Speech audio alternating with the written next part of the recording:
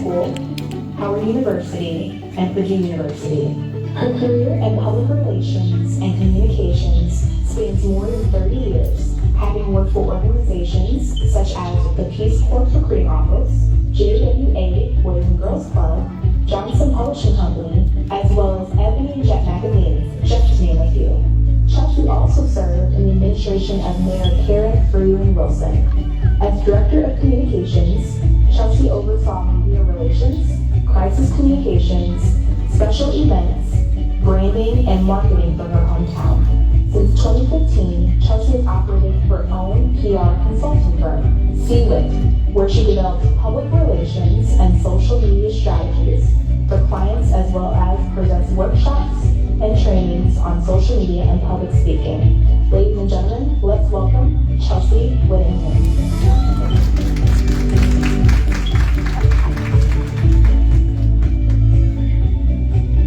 Good morning, everybody. Good morning. Good morning. I am so pleased and proud to be here, and I want to thank the team here at FaithWorks Network for that introductory video. I had never seen it, so I'm watching it with you all like, who's that girl? But thank you for that, and I just thank God for being able to be here to share knowledge. Can we give a round of applause for just the organization of this and the return of this business summit?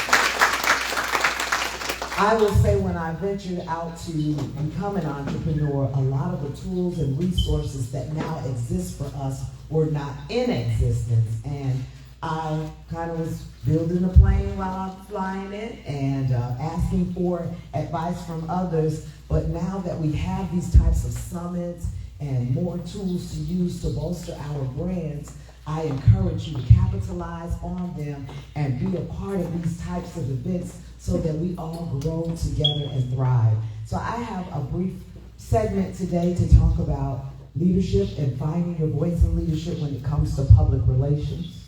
And I believe my slideshow is loading, but I can do it without it. It doesn't matter. I've been doing this for 32 years.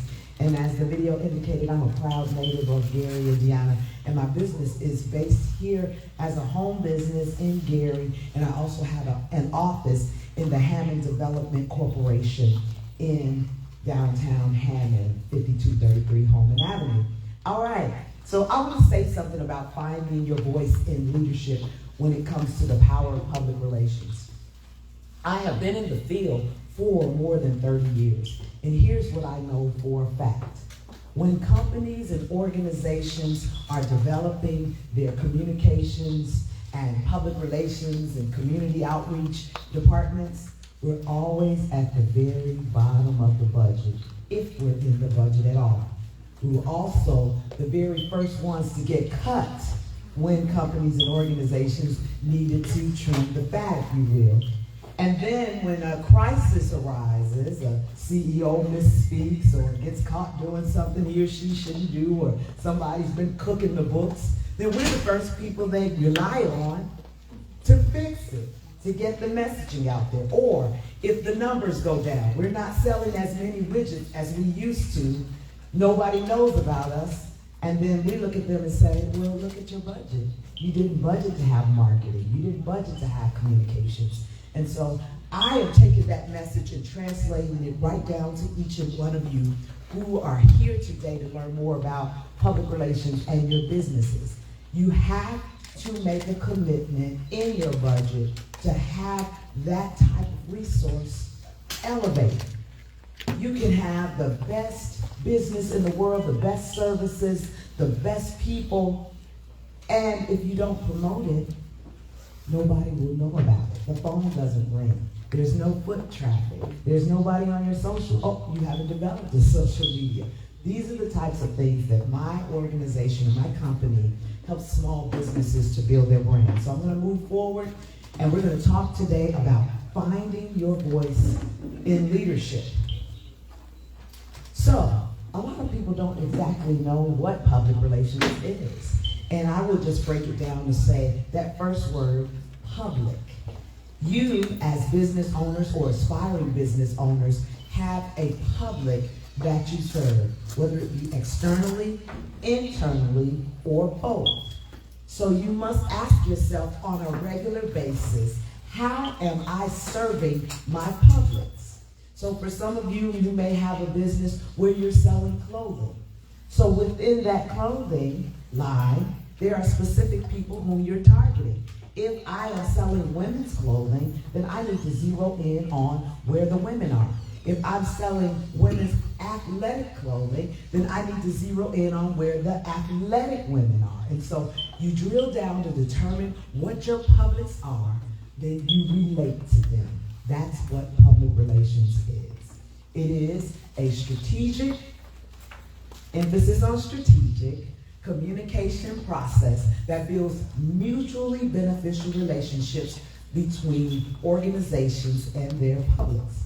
So if you're taking notes, just make a note to say, what are my publics? And how am I addressing their individual needs? A lot of times we find that if we make one post or we send out one press release and we send it to everybody, we're covered. That's a beginning start, but are we following up with the individuals whom we specifically want to target to build our businesses? And when we target them, are we catering to them so that they become ambassadors for our brand? When someone buys something from you, you don't want it to be the only time, right? When you buy that dress or you buy that necklace, you're asking your publics to say, will you post yourself in a picture of this? Will you share my website so that someone else can also purchase my items? So it's about building those relationships with your public, hence the term public relations. I also want to emphasize some of the effective tools that come along with public relations. Because I have been in the industry for so long, I have watched it change over time. And many who are newer to this environment feel like social media is the only way to get your word out. Now, I will tell you, social media did make my life a lot easier when it comes to reaching out and touching more individuals on a ready basis. However, I will submit to you that social media is only a piece of the pie when it comes to promoting your business and finding your voice in leadership, because I don't want to forget that aspect, because this is a leadership summit. So what I will say about leadership with public relations is, for us small business owners, many times we are the face and voice of the company, right? You're the idea, you're the visionary, and so in addition to developing the business plan and making sure that people get paid and doing all the other things, you also have to give time and space to being that leader of the brand. That means that any and everybody in your organization should be able to speak on behalf of the company, know the mission statement, and just know how we move within the communities that we serve. And that may not always come naturally to you. I can't tell you how many times I've worked with different clients, and I won't name any names because some of them might be watching, hey everybody, but they have specifically said, I'll do it, I'll work with you, but I don't want to be in a video. I don't want to be seen. I don't want my picture taken. You don't even have to mention my name. And that is such a big loss when it comes to really driving what your message is about. I get the part about being shy, but if this was your dream, your goal, and your vision, do you really want to hand it off to somebody else to represent it? Especially in its early stages. Think about when you decided to open your business or start your website, or if you're still coming up with an idea. That's yours. It's like birthing a child. And it's developing over time, and you know what you're going through or what you've gone through to get to that point. You deserve to be that leader to bring forth that project that you birthed, that business that you birthed, that idea that you birthed, that will inspire others, and most important, inspire them to support you. And so while you will have others on your team who will help post and drive the brand and push the word out, think about how you as the leader will lead the brand itself. Because if you show the passion and you show the drive about pushing your business out there, then everybody else who works with you should hopefully do the same. And if they aren't, they may not be the right fit for your team. And that's a whole separate seminar. So let's talk about some effective public relations tools as you are stepping into your leadership role of your brand. The good old press release. I have read in some places and spaces that they say the press release is past tense, is not relevant anymore. I beg to differ. And some people still don't know what a press release is, but I will tell you that the members of the media do, and that they rely heavily on that. I have watched over the past 3 decades how the media industry has changed. I've been a part of it. I've been a reporter, I've been a writer, and all of these things. And having that background allows me to be able to spoon feed the media on exactly what they need. Why do they need us? Because newsrooms are shrinking. I used to intern and work part-time at the Times of Northwest Indiana in Munster. And I would get off my full-time job and I would jet over to the Times in the evening. That's when I was young and had the energy to do it, like Faith and Imani on roller skates. And I was working at my father's company, the gas station, and I was getting all of this entrepreneurship poured into me, even though I said I wasn't going to be an entrepreneur. And at any given time, there were 5 photographers, there were 10 to 15 reporters, and then a news story would break, and they would scatter, 1, 2, 3, break.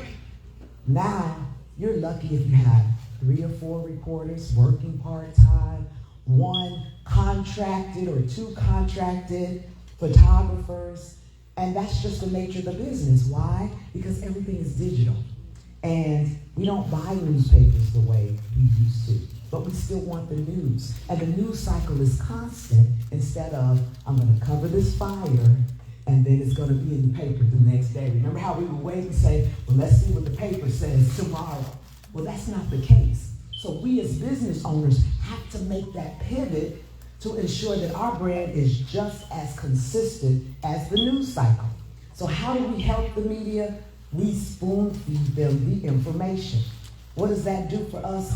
It helps ensure that our narrative is told the way that we want it. For every client that I represent, when I see a reporter walk in the room and they walk over to my client and say, I'd like to ask you about today's event, and I slide right over to listen to make sure my client has the right talking points and are delivering the right message as the leader of the organization, so that when that article posts online or in the paper the next day, it's not a miss. It's not, oh, I should have said this, or they didn't get it right. The press release that goes along with those interviews gives all the bullet points. Like for today's event, I'm sure they pushed out a great press release, robust, with here are the speakers, here's how you register, here's what you will learn, here are the benefits of being a part of this, and then pushing it out not only to the media, but on social media. So you can look up press release, but there's an art to it. There's an art, and you have to distribute it. It's nice to have a written piece, but if the media doesn't get it, then again, that's busy work, all right? Another tool, once that press release has gone out there, you can't just assume that, oh, they got it, right, Miranda? They got it, so they'll be there. You have to do follow-up, which is called pitching.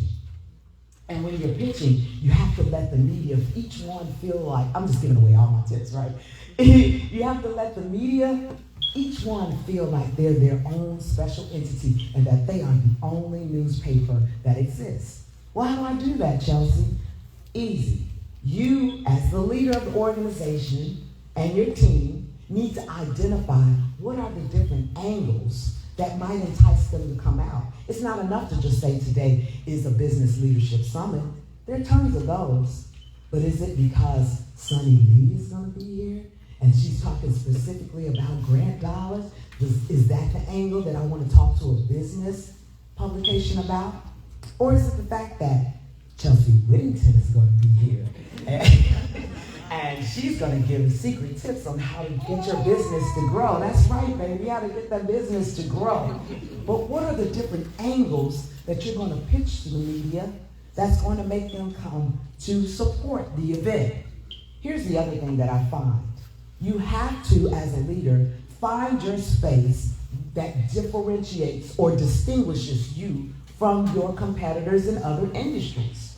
So everybody writes a book, and honestly, I applaud authors, I really do. But when they come to me and they say, I wrote a book, and I'm like, and?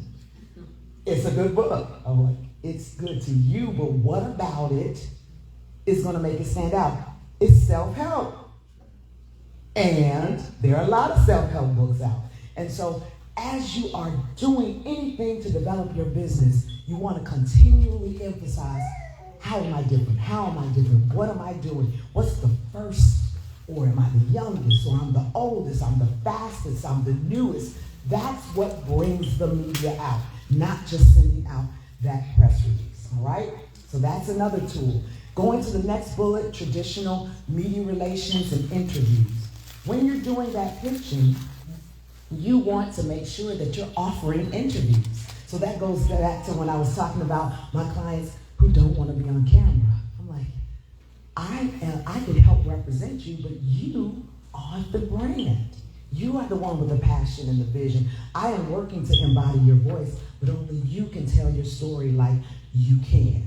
And so at the end of press releases, I always say, Pastor Dennis Walton is available for interview. And he's available.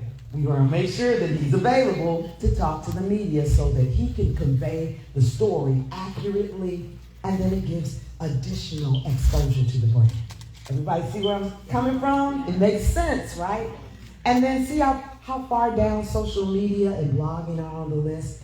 Even though we think it's number one, building a brand takes time. And so for you as business owners, I want to level set with you. You're not going to, well, I won't say that, but the chances are a little less that you'll just wake up, have a business, and then be on Good Morning America tomorrow. It just doesn't happen that way. And I really, really try to level set with my clients to say, sometimes the media will cover you and be interested in you, and sometimes they won't.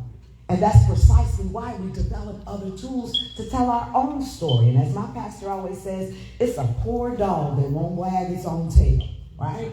So you have to stay online, or your team members have to stay online saying, here's what we have going on. And that's where social media comes in. Social media is constantly running and moving, and the timeline moves all the time. Right now, there have been 1 million posts that come up. So what makes you think that that one post that you did last Tuesday is going to fill your room for the end of the month? It doesn't make sense, right?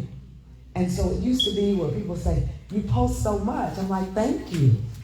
That means that you're seeing it, because the more you post, the more you come into one another's timelines and news feeds and algorithms, and they don't forget you. Blogging is just you writing your own articles. Why are you sitting here waiting for the Times to come and write your article? Write it yourself. Put it out there. Put it on your website. At this juncture, with all the tools that we have, I love the media dearly, but again, it's only one slice of the pie. Networking, you're doing that right now. Joining organizations, attending conferences can change your life. Being in the right place at the right time, with the right attitude, ready to go to work. I got that from my first grade teacher. Every day before we started class, we had to say that. I was 6 years old saying, be at the right place, at the right time, with the right attitude, ready to go to work. But that's how you have to approach every opportunity. And bring your game face. You know what I've encountered a lot of times, and keep me honest on time, because I have encountered where some have multiple personalities. Leaders, we can't have multiple personalities. I would venture to say, and I'll ask my mother-in-law who's here, Mom, when you see me, am I mostly the same every time you see me? Always the same, right? So I don't want to come to one networking, and then I'm like, hey, Donna. And then the next time it's like, hey, Donna. That impacts your brand, and I see it so often. I'm like, did he just act like he didn't know me? I'm like, okay, you'll need me before I need you. So think of it in those terms that, am I showing up in places and spaces when I'm networking and I am the same or better? I had a client to tell me the other day when we did an interview, an annual interview. We did it last year, and then we did it again this past weekend for his upcoming event. And he said, something about you has changed. And he said, it's not in a bad way. I'm just saying your energy has shifted. It's different. It's better. And I told him, I said, I've learned your voice. I said, last year when we did this interview, you were educating me about your fashion show and stroke awareness. And so I took note of that. And I said, the next time I come back, I'm going to represent you even better because I have learned to embody the voice. You should do that for your brand at every cost. Taking notes on, how do I get better? I'm going to watch this video back. Yes, I'm here to live to share my information, but I'm really recording myself to get better for myself. That's my future self. Chelsea, you're going to get better. And that's what you have to tell yourself as you are using these various tools to get your brands out there. I want to emphasize to you that, again, you have a great product or a great service, but people really support people. It's like I probably could make a very, very ugly t-shirt and you all still buy it because you like me. It's like, I hope she comes out with a better line, but I'm going to go ahead and support her because she's passionate and she's sincere. And I've seen it. I've supported, and I have a few little ugly hoodies in the back of my closet, but I like their energy. I like their drive, and I know they're just getting in the game, and you want to give them that encouragement. I'm going to go back to the last part of this is the follow-up. So way back at Ernie Powell Elementary School, back in the 1970s, 80s, I was on the basketball team, the girls' basketball team. It was a new thing. I know I don't look like it, stop. But I had a pretty mean jump shot, believe it or not. You can ask my husband, he was there. And the one thing I always remember Coach Fisher telling us is to follow your shot. Follow up. And so, I don't know, those of you who have seen that movie Love and Basketball, remember when she was so confident with her shot and stand there and watch it go in or hope that it goes in. But we know, us who love basketball, that you're supposed to run in the lane to get the rebound just in case the ball doesn't go in. So with your brand, it's the same thing. The ball's not going to go in every time. You can't just send the post out there and say, and wait for people to shop.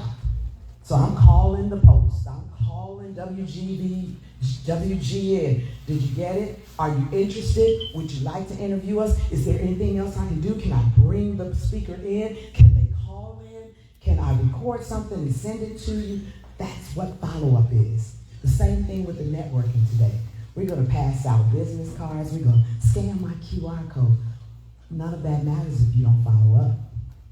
It was great meeting you, Miranda. I'd love to hear more about the Legacy Foundation scholarships and grants that you have. And I wanted to make sure you have my contact information, so I sent you an email. That's follow-up. And so these are some of the tools that I emphasize that you use: a press release, doing that pitching, setting up interviews, doing your social media. By a show of hands, how many of you have a social media presence, whether it be for your business or personal? Okay, so that's the majority of the room. It's the way of the world. I will just be honest with you. Now, nobody says you have to be on it all day, every day, but it's a lot of how we get our news and how we get our information and how we use our powers for good when it comes to social media. Now, I want to talk to you really quickly about the important steps to running that effective campaign and how you as leaders own your brand. So, I asked that question about whether you have a presence on social media because whether you know it or not, whether it's personal or business related, most people will never meet you in person. So they judge you. Yes, I said judge, even though the Bible says judge not. Judge you based on your life online. So stop and think about what your very last post was. Is that indicative of your character, or were you angry? Did you lash out and comment on somebody's post? Again, whether it's business related or not, all of this impacts your brand. So I'm always very careful. Sometimes I miss the mark, but I'm very careful on what I share because everything you share is your legacy moving forward. And so some often ask me, well, should I post my business page on my personal page? Should I intermingle the two? I say yes if you have nothing to hide. I have nothing to hide. And so I can say I'm at the breast cancer walk on Chelsea's page, and then I'm going to go over here and say I'm at the breast cancer walk on WHITT's page. Because remember, you have different audiences who are following you personally versus those people who only have a business contact with you. So maximize that. But remember, once you jump into that social media pool, you got to swim and keep it positive. Because I don't want to buy that great t-shirt and then I look on your personal page and you're a racist, right? Or you're saying something defamatory or you're putting someone else down. I'm like, here's that t-shirt bank. I see what you really represent. But if it's positive on both ends, then you benefit all around. The media advisory, the press kit, the speech writing, the media contacts, and all of the different great PR resources are available to you online. That's the beautiful thing now about where we are in technology. So you can't even say, I don't know how to write a press release, because you can go right to YouTube University and type in, how do I write a press release? How do I write a media alert? And I will just briefly speak on these different things. These are the things that should live on your website. Okay, so you have a section of your website that talks about. You may have bios. You may have click where people can shop.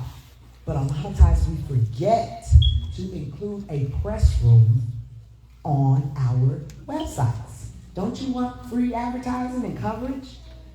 When there's a different month that comes up. Right now, this is Suicide Prevention Month and Sickle Cell Awareness Month. If you have an event going on that's about sickle cell, then that information needs to live on your website in case a reporter is doing research to say, I need somebody who can speak on this. So again, making sure that everything that you're posting out there also lives on your website, headshots of you as a leader, so that if they want to do a story about you and don't get a chance to interview you, you've given them everything they need because it lives on your website. And we at WHITT PR are happy to help you to develop that. Shameless plug. Be your own publicist. Again, when we talk about tooting our own horn, leaders, having information and materials and a place to refer people when you are out networking. I always cringe when I go to events and I say, oh, do you have a card? And they say, no. Okay. A lot of times we don't do cards anymore. Like, well, do you have a website? No. Are you on social media? No. I'll just give you my phone number. So really, that's where we are in 2024. Again, that impacts your brand. That the only way I'm able to reach you is to call you. That's it. So if you don't walk away from anything else from today's presentation about finding your voice in leadership, to find your voice in leadership, we need to be able to find you. Okay? I'll say that again. To find your voice in leadership, we need to be able to find you. That's the website and email address. And quickly on email addresses. A professional email address also sends a message. If I want to do business with you and you say, okay, reach out to me at hotgirl65@gmail.com. I don't want to format an email that's going to hotgirl65. I'm sure you were hot in 1965. I believe it. But that does not represent your business well. And even having Gmail and Yahoo addresses, we use those more casually. But when you're showing up in big rooms, your email needs to be the extension of your business. My formal email address is chelsea@cwhitt.biz. That means I mean business. And so if you're ready to take your brand to the next level, let's have those tools in place that show I am serious about doing business. I have invested in my press release. I have invested in my website, etc. And I believe my last slide, and I'm down to my last few minutes. That was my last slide. Well, I think I did all right keeping within the time frame, but I just want to encourage you to be encouraged. And we are at a conference that's built in a foundation of faith. And so I would be remiss if I did not give all praises to my Lord and Savior for bringing my business, giving it life, and helping it to continue to thrive. I was just saying in our breakfast room that I take no client for granted, big or small. The budget does not matter. It's the passion and fervor that I'm going to bring to every project is the same. I want you to succeed. I want you to be your best, but you have to do the work, and God will do the rest. Thank you so much for your attention. I'm so grateful.